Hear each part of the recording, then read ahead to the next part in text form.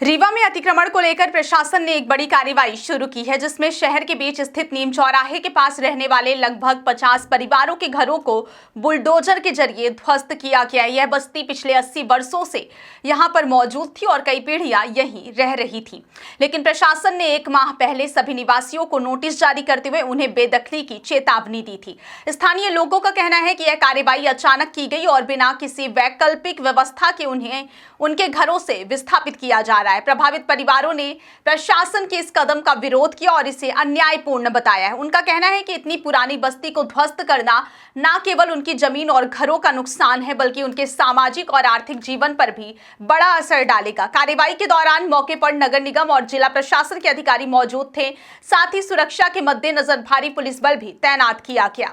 प्रशासन ने स्पष्ट किया कि यह कार्रवाई कानून और नियमों के तहत की जा रही है, क्योंकि बस्ती क्षेत्र अतिक्रमण की श्रेणी में आती है और इसके लगातार बने रहने से शहर की योजना और विकास में बाधा उत्पन्न हो रही है।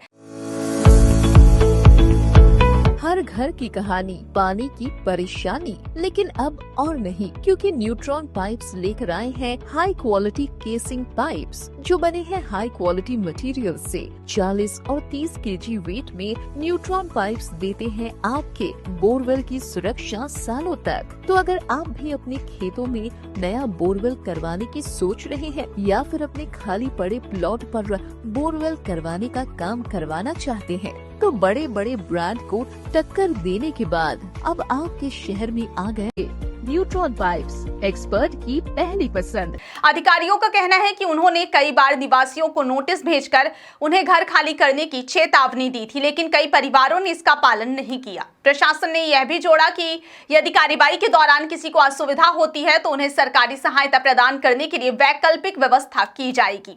वहीं प्रभावित लोगों का कहना है कि उन्हें किसी भी प्रकार की वैकल्पिक व्यवस्था या पुनर्वास की जानकारी नहीं दी गई और वे अचानक अपने घरों से निकाल दिए गए। कई लोगों ने सड़क पर प्रदर्शन भी किया और प्रशासन से मांग की है कि उन्हें उनके पुराने घरों के पास ही रहने का विकल्प दिया जाए। उन्होंने यह भी कहा कि इतनी पुरानी बस्ती को ध्वस्त करने से समुदाय और परिवार टूट जाएंगे और उनके बच्चों की शिक्षा और रोजगार पर भी असर पड़ेगा। स्थानीय प्रशासन ने कहा कि यह कार्रवाई शहर की साफ सफाई योजना और विकास कार्यों को ध्यान में रखते हुए की जा रही है। नगर निगम के अधिकारियों ने बताया कि अतिक्रमण हटाने से न केवल शहर का मार्ग और यातायात सुगम होगा, बल्कि आने वाले समय में बस्ती क्षेत्र में योजनाबद्ध विकास कार्यों का भी अंजाम दिया जा सकेगा। अधिकारी यह भी कहते हैं कि कार्रवाई से प्रभावित लोगों के लिए पुनर्वास योजनाओं की व्यवस्था की जाएगी और उन्हें किसी तरह की राहत प्रदान की जाएगी। हालांकि स्थानीय लोग इस निर्णय से असंतुष्ट हैं और इसे अपने अधिकारों का हनन मान रहे हैं। उन्होंने प्रशासन से अपील की है कि कार्रवाई को रोककर उन्हें वैकल्पिक आवास की सुविधा दी जाए और पुरानी बस्ती को सुरक्षित किया जाए।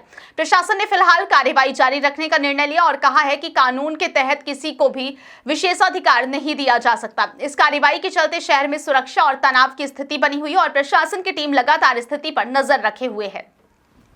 इस पूरे घटनाक्रम से यह स्पष्ट हो गया है कि अतिक्रमण हटाने की प्रक्रिया न केवल प्रशासन के लिए चुनौतीपूर्ण है, बल्कि इसमें प्रभावित समुदाय की भावनाओं और उनके अधिकारों का संतुलन बनाए रखना भी जरूरी है। रीवा शहर के बीचों बीच चल रही यह कार्रवाई अब शहर के स्थानीय राजनीति और सामाजिक दृष्टिकोण में भी अहम चर्चा का विषय बन चुकी है और आने वाले दिनों में इसकी सामाजिक और प्रशासनिक प्रभाव की पड़ताल महत्वपूर्ण होगी। हम लोग 150 साल से यहाँ रह रहे हैं और यहाँ पे पुष्पराज सिंह नाय बोले हमारे बाबा के नाम जमीन है लेकर पट्टे का, आप परिजन हो कहीं नहीं जाना, हम पट्टा देंगे। फिर राजेंद्र शुक्ला के वोट लेने की 5 बार यहाँ से विधायक बने, वो बोले हम पट्टा देंगे, हम तुम लोग को सुलभ कम्प्लेक्स बनवाए, स्कूल बनवाए, आंगनबाड़ी स्कूल सारा चीज बनवाए। बोले तुम हमारे जनता हो, हम तुम लोगों को बढ़िया यहाँ पे देंगे, पट्टा देंगे। हम कहते पट्टा नहीं दिए, तब अभी फिर इसके बाद नोटिस आई तो बोले कि घर गिरेगा। तो हम लोग राजेंद्र शुक्ला के घर गए और क्या कहते नीता कोल अध्यक्ष हैं जिला पंचायत, उनके पास गए, कलेक्टर के पास गए। ये सब लोग बोले कि आप लोग को कम्प्लेक्स बना के देंगे, तब जाके घर गिरेगा, घर से बेघर गरीब आदमी नहीं होगा। असर हम लोग झूठ माज के कसम या मजदूरी करते, कोई बड़ा आदमी नहीं है। बड़ा आदमी जो सबका पक्का बना सरकारी में उनका नहीं गिर रहा, हम लोग गरीब आदमी को गिरा रहे हैं ऐसे बिना बताए। नवरात्र में हम लोग व्रत है, कलश रखे हैं, दुर्गा रखे हैं, छोटे छोटे बच्चे हैं, और बताइए कहाँ जाए। असर 150 साल से ये घर हुआ है हम लोगों को बना, आज का नहीं है। और नगर निगम क्यों हम लोगों से टैक्स लिया, इतने दिन लाइट लगाया, पानी लगाया, सब क्यों किया? नगर निगम भी बोले कि आप लोग कहीं नहीं जाइएगा, सब ये मिलेगा, कभी न कभी मिलेगा। पुराना घर हो गया है, बोले 60 साल में आप लोग को पट्टा मिल रहा है, तो आप लोग आज क्या कर रहे हैं? आज अब देखिए गिराने आ गए, हम लोग जाए कहाँ? हम लोगों को व्यवस्थित किया जाए। हम सर यहाँ रह रहे हैं 1.5 साल है, 150 साल हो गया हम लोग रह रहे सर। हाँ, पीढ़ी बीत गए। आपके पूर्वजों द्वारा? हाँ, पूर्वजों द्वारा सर बनाया गया है घर। हमारे ससुर यहीं मर गए सर। करेंगे आप? अब गिरा देंगे तब हम कहाँ जाएंगे? हमारे पास कोई जमीन नहीं है, न कोई रास्ता है। तो सर हम लोगों को बोली नीता जिला पंचायत की आप लोगों को कम्प्लेक्स बना के देंगे, आवाज को देंगे घर, तब गिराया जाएगा। ये धोखा क्यों दिया जा रहा सर? हम लोग गीता सोंधिया में हूँ, कहा हूँ, हमको क्यों धोखा की जा रही है? कितने घर गिराए जा रहे हैं? ये ग्राम बोदा की आराजी नंबर 866 से लेकर 868 जो शासकीय आराजी है, उसी में अवैध कब्जे को लेकर के कार्रवाई की जा रही है।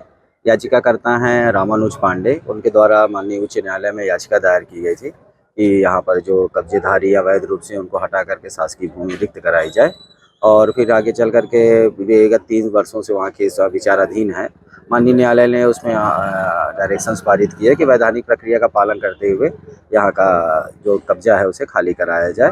आदेश पूरी सुनवाई की गई, लगभग 2 साल 3 से सुनवाई चल रही, 3 साल से, और सभी को सुनवाई करने के पश्चात अनावेदक गणों के लगभग 50 लोगों के यहाँ पर बेदखली के आदेश किए गए हैं, और आदेश की जानकारी माननीय उच्च न्यायालय को भी दे दी गई थी।